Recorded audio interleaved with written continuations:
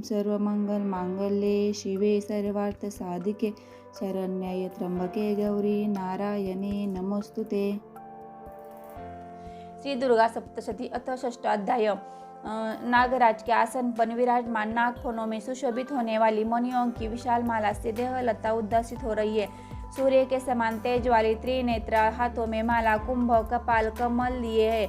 मस्तक पर अर्धचंद्र मुकुट शोभित है, जो सर्वज्ञेश्वर भैरव के अंक में निवास करने वाली है। ऐसी भगवती पद्मावती देवी का मैं चिंतन करता हूँ।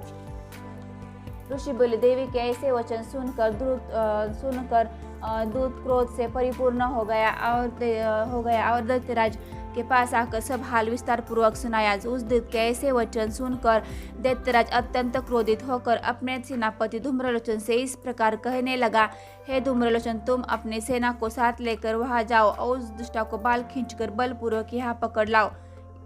यदि और कोई उसकी रक्षा करने के लिए आवे तो उसका भी वध कर देना, वह देवता, यक्ष, गंधर्व कोई भी क्यों न हो। ऋषि बोल, इस प्रकार शुंभ की आज्ञा पाकर धूम्रलोचन 60,000 असुर सैन्य को लेकर शीघ्र ही वहां पहुंच गया।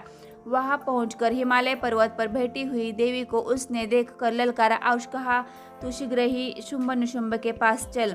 यदि इस समय प्रसन्नता पूर्वक मेरे स्वामी के पास तू नहीं चलेगी तो मैं जबरदस्ती बाल पकड़कर खींचते हुए तुझे वहां ले चलूंगा। देवी बोली, तुझे दैत्येश्वर ने भेजा है, तू स्वयं ही बलवान है, सेना तेरे साथ है। यदि तू बलपूर्वक मुझे ले जाएगा तो मैं तेरा क्या कर सकती हूँ। ऋषि बोले, देवी के ऐसा कहने पर धूम्रलोचन देवी के सम्मुख दौड़ा। तब अंबिका देवी ने हुंकारोच्चारण मात्र से ही उसको भस्म कर दिया। इस प्रकार वह असुरों की सेना अत्यंत क्रोधित हो गई, किंतु अंबिका की तीक्ष्ण बाणों, शक्ति और फरसाओं की वर्षा कर देने से बिल्कुल शांत हो गई।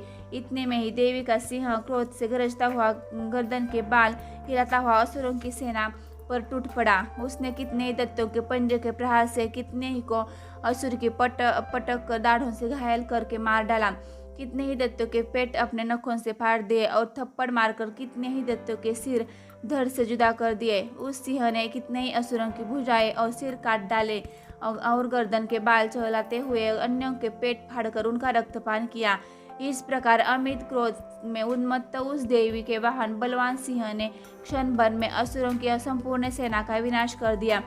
देवी द्वारा धूम्रलोचन का मरण तथा उसके सिंह के द्वारा अपनी संपूर्ण सेना का विनाश सुनकर दैत्यराज बड़ा क्रोधित हुआ। उसके ओठ फड़कने लगे और उसने चंडमुंडक नामक महादैत्य को इस प्रकार आज्ञा दी, हे चंड, हे मुंड, तुम लोग विशाल सेना लेकर उस पर्वत पर जाओ और उस स्त्री के केश पकड़कर अथवा उसे बांधकर शीघ्र यहाँ ले आओ।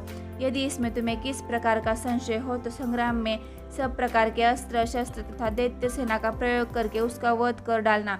उस दुष्टा के मर जाने पर तथा सिंह के मर जाने पर उस अंबिका को पकड़कर तथा बांधकर शीघ्र ही वापस आओ। इति श्री मार्कंडेय पुराणे सार्वजनिक मन्वंतरे देवी महात्म्य शुंभ निशुंभ सेनानी धूम्रलोचन वध नाम षष्ठमाध्याय।